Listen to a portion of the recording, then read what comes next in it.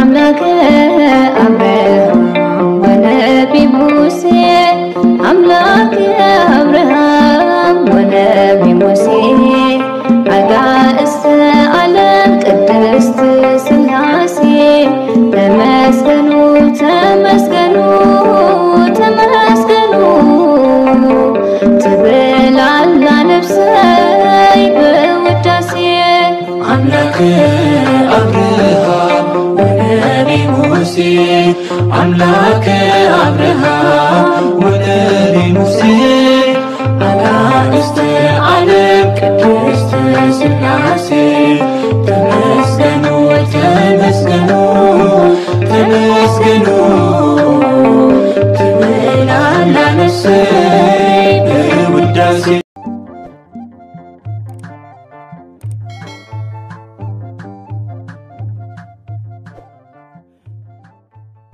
بسم سلاسي بسم آب وولد ومنفس قدوس أحدو أملاك أمين سلام እግዚአብሔር أملاك مسكلاتكم يخون سزرا እግዚአብሔር أملاك كم يحديركم أنا እግዚአብሔር يمسكن كبر يصفح مدهاني على موبي صبو حديرة لعل እግዚአብሔር أملاكنا كسبة ساعة زياء بسأقان بتعنان سلزعق أبنان نتنحنان كبرن مسكنان أملكون وداسين نزل العالم نعي خنو كمون نتارير تلينا قدست قدسان نتستان نتهان ولاديت أملاك ولاديت قال زخانت إيوان مزاقعتنا قدست كدانا مرت عدي ودا بزهوا كبري كبر المسكنان وداسين يبتحيا كمون نخلم قدسانا እግዚአብሔር أملاكنا بزخور متن بزهوا مقال كدان كبرن مسكنان وداسين يبتحيوم آمين 14 تحساس ناي علتو سنكسار دسمع زنبب فقر قويتا أبلب ويعنبب حالوان صلوتن ناي قدسان دما يركب ذكرى صادق لعالم يهلو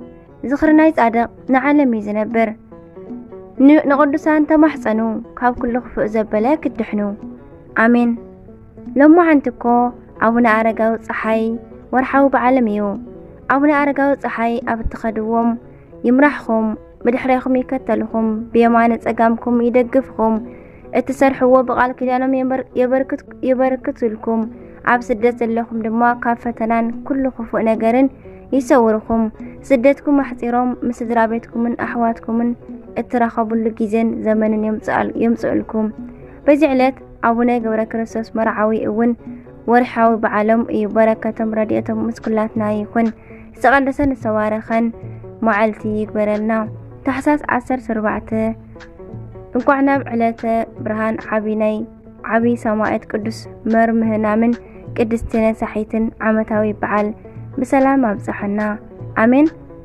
በስመ አብ ወወልድ ወመንፈስ ቅዱስ አሐዱ አምላክ አሜን።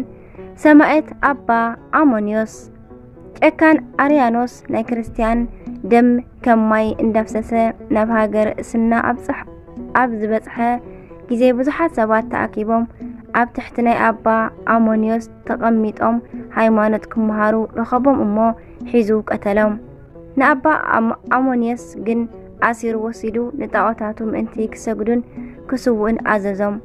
ኣባ ኣሞኒዮስ ግን ኮንቶ ንዝኾነ ናይ ሕንቅልተይ ፀወታ ንብላሽ ዝኾነ ነገርካ ክሰምዕ ኣይደልን እየ ንዝረኸሱ ጣዖታትካ ድማ ክርኢ ኣይደልን እየ ኢሎም መኮንን ኣርያኖስ መለሰሉ። አርያኖስ ድማ በዚ ጊዜ በጣዕሚ በቁጣዓ ተመሊኡ አቦና በህይወት ከለው ናብ ውሽጢ እሳት ክድርበዩ አዘዘ። አቦና ድማ ካብቲ እሳት ቅድሚ ምድርባዮም ኢዶምን እግሮምን ብእስሮም ከለው ስለ አርያኖስ ጸለይሉ። እቶም ጸሎቶም ምስፈጸሙ ድማ አርያኖስ ተመሊሱ ንስኡውን ሰማዕት ከም ዝኸውን ኣብ ልዕሊኡ ትንቢት ተዛረቡ። ድሕሪኡ አባ አሞኒዮስ ናብቲ እሳት ተወርዊሮም ሰማዕትነቶም ብዓወት ፈጸሙ። ናይ ዓወት ኣኽሊል ድማ ተጎናጸፉ። ንስጋኦም ድማ እሳት ካብ ዘንደዶ ቦታ ኣብ ዘውፅእዎም ጊዜ ናይቲ እሳት ነበልባል ወላሓንቲ ኣይተንከፎም ነበረ። ካብ ስጋኦም ድማ ብዙሕ ተኣምራት ተፈጺሞም ተረኣዩ።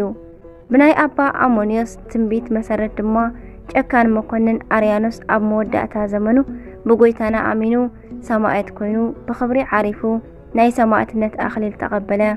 ናይ ኣቡና አርያኖስ ታሪኽን ሰማዕትነትን ኣብ ዕለተ ዕረፍቱ መጋቢት 8 ይርከብ። بركتهم يحضرنا. ቅዱስ መርምህናም ሰማዕት እዚ ሰማዕት ኣብ ቤተ ክርስቲያንና ዓብይ ቦታ ካብ ዝወሃቦም ዓበይቲ ቅዱሳን ሓደ እዩ። ኣብ ፍቆዶ ኣብያተ ክርስቲያናት ካብ ዝሰኣሉ ቅዱሳን ድማ ሓደ እዩ። ዓዱ ኣቶር ወይካ ኣብ ኣከባቢ ፋርስ ክኸውን ከሎ ኣቡኡ ሰናክሬም ዝበሃል ንጉሰ ነገስት እዩ። ኣዲኡ ወላኳ ክርስቲያን እንትኾነት ስለ ዝፈርሐት ግን ንኽልቲኦም ደቃ ንመርምህናምን ሳራን ክርስትና ኣይምሃረቶምን። ክልቲኦም ኣብ ዝዓበዩ ግዜ ግን ምስ ንጉስ ኣቦኦም ይወፁ ይኣቱ ነበር እሞ ኣዶኦም ብሓዘን ጸለየት። በቲ ግዜ ድማ ጎርዞ ሳራ ብለምፂ ተሃረመት፣ ዝፍውሳ ጠፈ። መርምህናም ግን ጎበዝ መንእሰይ ስለ ዝነበረ 40 ናይ ኩናት ሓለቃታት ይመርሕ ነበረ። በቲ ግዜ ድማ ኣብ 400 ክፍለ ዘመን ቅዱስ መርምህናም 40 ተኸተልቱ ሒዙ ንሃድን ናብ ዱር ምስ ወፀ ምስ ኣባ ማቴዎስ ገዳማዊ ተረኸበ። እዞም ጻድቅ ንብዙሕ ዓመታት ኣብ በረኻ ዝነብሩ ኣቦ እዮም። ኣካሎም ብፀጉሪ ስለ ዝተሸፈነ ሰንቢዱ ክሃድም ክብል ዝወደይ ኣይትፍራሕ፣ ኣነ እውን እኮ ከመኻ ናይ ክርስቶስ ፍጡር ዝኾንኩ ሰብ እየ በልዎ። ንሱ ግን መን እዩ ክርስቶስ ክብል ሓተቶም። ኣባ ማቴዎስ ድማ ምስጢረ ክርስትና ካብ መሰረቱ ምሂሮም ናይ ክርስቶስ ናይ ባህሪ ኣምላኽነቱ ነገርዎ። ቅዱስ መርምህናም ግን ክርስቶስ ኣምላኽ እንተኾይኑ ንሓፍተይ ኣድሕኑለይ በሎም። እሶም ድማ ኣምፃእያ በልዎ። ኣምፃኣ ድማ እዞም ቅዱስ ጸሎት ኣብፂሖም ንመሬት ረጊጾም ማይ ኣፍለቁ፣ ብእምነት በስመ ስላሴ ኢሎም ተጠመቁ በሎም። እዚ ቅዱስ ሓፍቱ ሳራን 40 ናይ ኩናት ሓለቃታትን ምስ ተጠመቁ ሳራ ካብ ለምፃ ነጽሐት፣ ፈጺሙ ድማ ደስ በሎም። ናብ ቤተ መንግስቲ ተመሊሶም ድማ ቅዱስ መርምህናም ምስ ኣዲኡ ምስ ሓፍቱን 40 ተኸተልቱን ንክርስቶስ ከምልኹ ጀመሩ። ንጉስ ሰናክሬም ኣቦኡ ግን ነዚ ነገር ኣብ ሰምዐ ግዜ ተቆጥዐ። ንሶም ድማ ናብ ገቦ ሃደሙ። ንጉስ ድማ ዝወደይ መንግስተይ ውረስ ኢሉ እንተለኣኸ እምቢ በሉ። ስለ ዝተበሳጨወ ከዓ ንቅዱስ መርምህናም ምን ቅድሲ ሳራን 40 ወታደራትን ቅዱሳን ብሰይፍ ኣቅተሎም። ንስጋኦም ብእሳት ከቃጽሉ ክብሉ ግን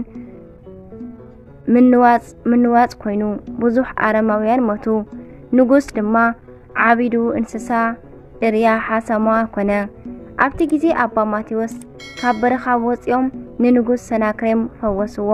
ንሱ ድማ ኣሚኑ ናይ ደቁን ናይቶም 40 ስጋ ብኽብሪ አንበረ። ኣብ ዓዱ ኣብ ኣቶር ድማ ናይ ኣደ ብርሃን ቅድስት ድንግል ማርያም ኣዴና ቤተ መቅደስ ሃነጸ። ብክርስትና ናብራ ነቢሩ ድማ ዓረፈ። እግዚአብሔር ይመስገን። ንሱ ምስተቀብረ ግን ናይ ከለዳውያን ንጉስ መጽኡ ንኣቶር ወረራ። ንንግስቲ ናይ ቅዱሳን ኣዶ ምስ ህፃን ወዳ ቀተለ። ድሕሪኡ ድማ ንጣዖት ስገዱ ምስ በለ ናይ ቅዱስ መርምህናም ወታደራት መጽኦም ብምስክርነት ተሰየፉ። ቁጽሮም ድማ 170,000 ኮነ። ቅድስቲ ነሳሒት ብርክቲ ድማ ከምዚ ያትብል በረኸታ ይሕደረና። ታሪኻ ከምዚ ይብል። ኣብ 400 ክፍለ ዘመን ካብ ዝነበራ ኣደናቂ ታሪኸን ካብ ዝተጻሓፈለን ቅዱሳን ኣዴታትና ሓንቲ ነሳሒት እያ። ናታ ገድሊ ዜና ህይወታ ዝጻሓፎ ኣባ ያዕቆብ ናይ ኣውሲም ኤጲስቆጶስ እዩ። ንሱ ከምዚ ይብል። ሓደ መዓልቲ ኣብ ገዳም እንከለኹ ኣጋምሸት ማዕጾ ናይዚ ገዳም ክንጉሕጓሕ ሰማዕኩ። መን ከም ዝኾነ መንታን ክፈልጥ ክኸፍቶ ተጸጋዕኩ ይብል። እዚ ቅዱስ ኣቦ ነቲ ማዕጾ ከፊቱ ምስ ተመልከተ ገጹ ዝተሸፈነ ሓደ መነኮስ ርእሱ ኣዘንቢሉ ቆይሙ ጸንሖ። መን ኢኻ? ካበይ ከመጽእካ ክብል ሓተቶ። እቲ መነኮስ ድማ ኣነ ካብ ገዳም ቅዱስ መቃርስ ዝመጻእኩ መንገደኛ እየ። በዛ ለይቲ ምሳኹም ክሓድር ስጋኡን ደሙን ከዓ ክቕበል ደልየ ኣለኹ በሎም። ኣባ ያዕቆብ ግን ንድሕነት ነቲ ገዳም ክብል መጎናጸፊያኻ እሞ ግለጾ ገጽካ ኣርየኒ ምስ በሎ እቲ መነኮስ ኣቦዬ ብብዝሒ ሓጢኣተይ ገጸይ ስለ ዝጸለመ ንሓጢኣተይ ኣይትመራመረኒ ክብል መለሰሉ። ኣባ ያዕቆብ ኣየ እትወካን ኢሉ ገዲፍዎ ኸደ። ግን ምናልባት ዝጠመዮ ሰብ እንተኮይኑ ፈጣሪየይ ክሓዝነለይ እንድዩ ኢሉ ከፊቱ ኣተዎ። ኣቡ ድራር ክበልዑ ከለው እቲ ጋሻ ኣይበልዕን ነበረ። ንሳቶም ክድቅሱ ከለው እቲ ጋሻ መነኮስ ክጽሊ ጀመረ። ካብ ድምፁ ግርማ ዝተለዓለ ድማ እቶም ኩሎም መነኮሳት ሰንቢዶም ተንስኡ። መዝሙረ ዳዊት ክዝምር ከሎ ነጎድጓድ ድምፁ ከም ድምፂ መልአክ ስለዝነበረ ምድሪ ረዓደት። ኣባ ያዕቆብ ድማ ተደነቐ። ከምኡ ሓዲሮም ዕለተ ሰንበት ዝነበረ ብንግህኡ ቅዳሴ ኣተው። ስለ ክብሩ ድማ ኣብ ቅዳሴ ሰዓት እኽትታት ወንጌልን እቲ ጋሻ አንበበ። መጽሓፍ ቅዱስ ከንብብ ከሎ መጎናጸፊያኡ ምስ ተገልጸ ግን ካብ ግርማ መልክዑን ካብ ብርሃን ገጹን ዝተላዕለ ክምልከትዎ ኣይከኣሉን። ስጋኡን ደሙን ምስ ተቐበለ በዓል ኣባ ያዕቆብ በረኸቱ መታን ክቕበሉ እንተኸዱ ተሰወሮም። ንሳቶም ድማ ሓዘኑ። ክሳብ ሕጂ ዘንበብክሞ ዜና ናይ ሓደ ወዲ መነኮስ ታሪክ ዘይኮነስ ወዲ መሲላ ንርእሳ ሰዊራ ናይ ዝነበረት ናይ ቅድስቲ ነሳሒት ታሪክ እዩ በሎም። እዛ ቅድስቲ ካብ ነገስታት ሮም ንሓደ ጓሉ ወላ እኳ እንተኾነት ስለ ፍቕሪ ጎይታ ኣብ 12 ዓመታ ካብ ቤተ መንግስቲ ጠፊኣ ናብ በረኻ ኣተወት። ነገር ግን ሰራዊት ናይ ኣቦኣን መነኮሳትን ስለ ዝደልይዋ ወዲ መሲላን ንርእሳ ሰዊራን ኣብ ደብረ ኣባ መቃርስ ነበረት። ሽዑ ድማ ካብ ሓደ ገዳም ናብቲ ካልእ ገዳም እንዳተዛወረት ነይራ። ጸጋ እግዚአብሔር ምስ በዝሓላ ድምፃን መልክዓን ፍሉይ ኮነ። እግዚአብሔር ኣብ ልዕሊ ቅዱሳኑ ድንቂ እዩ ስለ ዝኾነ ቅድስቲ ነሳሒት በዛ ዕለት ኣብ በረኻ ዓሪፋ መንገደኛታት ኣበው ቀበርዋ። በረኸታ ይሕደረና። ንእግዚአብሔር ኣምላኽ ማዕረኽ እንደዚ ወዲ መሲላ ባዕላት ሰዊራ ወዲ ኮይና ነዚ ዘበለት ኣዴና በረኸታ ይሕደረና። ሰማዕት ቅዱስ ስምዖን ዝሃገረ መኑፍ። እዚ ቅዱስ ድማ ካብ ከተማ መኑፍ ዝተረኸበ ሰማዕት እዩ። ንሱ ድማ ኣብ ናይ እስላም ዘመን ካብ ማእከል መሳፍንቶም ምስ ሓደ ስለ ዝቐንዐት ሃይማኖት ኣብ ዝተኸራኸረ ጊዜ ቅዱስ ስምዖን ረሲዑ የሕፈሮ። እቲ እስላም ድማ ናብ መሳፍንቱ ሓለቓ ከይዱ እዚ ስምዖን ናይ እስላም ሃይማኖት የቃልል እዩ ኢሉ ወንጀሎ። ስለዚ ድማ እስላም ንቅዱስ ስምዖን ሒዞም ፍሉይ ብዝኾኑ ከሳቀይዎ ጀመሩ። ኣብ መወዳእታ ድማ ንኽሳዱ ብሰይፍ ቆሪጾም ናይ ሰማዕትነት ፍጻሜኡ ድማ ኾነ። ናይ ክብሪ ኣክሊል ድማ ተጎናጸፈ። በረኸቱ ይሕደረና። ኣባ ገብረ ክርስቶስ እዚ ቅዱስ ኣብ ውሽጢ ናይ እመቤትና ቤተ ክርስቲያን ዘላ ዝደረቐት ናይ ወይራ ዘይት ገረብ ኣብ ዕለተ በዓላት ክትልምልምን ክትፈርን ድሕሪ እቲ በዓል ድማ መሊሳ ክትደረቕ ብግልፂ ዝረኣዩ ዓብይ ኣቦ እዮም። ኣብ ሃገርና ቅድስቲ ኢትዮጵያ ብሓሶት ንነብሱ ጳጳስ ገይሩ ዝነበረ ቆሪር ዝበሃል ሓሳዊ ሰብ ብጸሎቶም ብኽፉእ ኣማውታ ከም ዝመውት ገበሩ። እቲ ዝኾነ ከምዚ እዩ። ቆሪር ብሓሶት ንነብሱ ጳጳስ ገበረ እሞ ናብ ናይ ግብፂ ንጉስ ብዙሕ ወርቅን ገንዘብን ብምልኣኽ ኣብ ሃገር ኢትዮጵያ ናይ ጵጵስና ሽሞት ምእንቲ ክሸመንን ናይ ሽሞተ ደብዳቤ ድማ ምእንቲ ክልእኸለይን ንሊቀ ጳጳሳት ኣባ ገብረ ክርስቶስ ኣዘዞ። ኣነ ድማ ዓመት ብዙሕ ወርቂ ክልእኸልካ እየበሎ። ንጉስ ድማ ንሊቀ ጳጳሳት ኣባ ገብረ ክርስቶስ ፀዊዑ ንቆሪል ኣብ ዘለዎ ኣብ ኢትዮጵያ ምእንቲ ክሸሞን ደብዳቤ ክልእኸልን ኣዘዞ።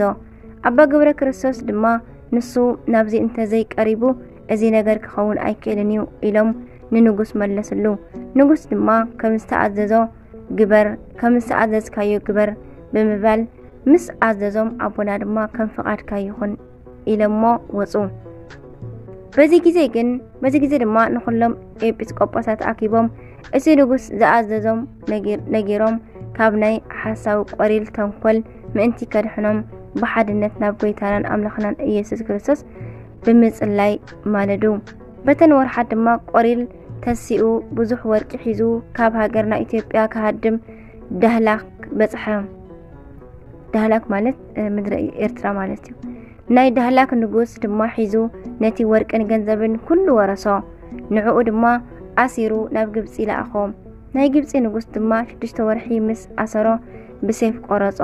እግዚአብሔር ናይ ሊቀ ጳጳሳት ናይ ቅዱስ ገብረ ክርስቶስ ጸሎት ስለ ሰምዐ እዞም ቅዱስ ድማ ንአቦታትና ንሊቃነ ጳጳሳት መበል 66 ኮይኖም ኣብ ናይ ቅዱስ ማርቆስ መንበር 30 ዓመት ምስ አገልገሉ በሰላም ዓረፉ። አምላከ ቅዱሳን ናይ ብርሃን ፍቅሩ ይልአኸልና ካብ ናይ ፈተውቱ ክብሪ ድማ የሳትፈና አሜን። ታሕሳስ 14 ዝኽበሩ ዓመታዊ ናይ ቅዱሳን በዓላት ዕለተ ብርሃን ቅዱስ መርምህናምን ሓፍቱ ሳራን 40 ሰማዕታት ናይ ቅዱስ መርምህናም ተኸተልቲ 170,000 ሰማዕታት ናይ ቅዱስ ሰራዊት ቅድስቲ ነሳሒት ብሩክት ቅዱስ ስምዖን ሰማዕት ቅዱስ አሞኒዮስ ሰማዕት አባ ገብረ ክርስቶስ ሊቀ ጳጳሳት።